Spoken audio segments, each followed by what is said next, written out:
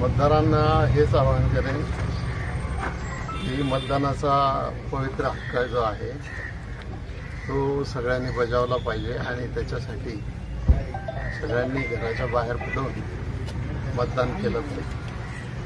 आता प्रचार संपलेला आहे, कोणी काय आरोप केले कोणी काय नाही केले हा प्रश्न महत्त्वाचा नाही। महत्त्वाचा एकच प्रश्न आहे की मतदारांनी सतत विवेकबुद्धी ठेवून त्याच्यामध्ये मतदान केलं पाहिजे। जनतेने तुम्हाला चांगला प्रतिसाद दिला या निमित्तानं, प्रचार निमित्त साधारण कसं लीडची अपेक्षा करताय, किती मताधिक्य घेऊन तुम्ही निवडून यायचं? मी लीडचं अजून मतदान व्हायचं आहे, त्यामुळे किती टक्के मतदान होणार काय होणार त्याच्यावर लीडचा प्रश्न अवलंबून राहतो, पण मी चांगल्या मताने विजय होईल ही मला खात्री आहे। आरोप प्रूव्ह करायला त्यांनी सिद्ध करावं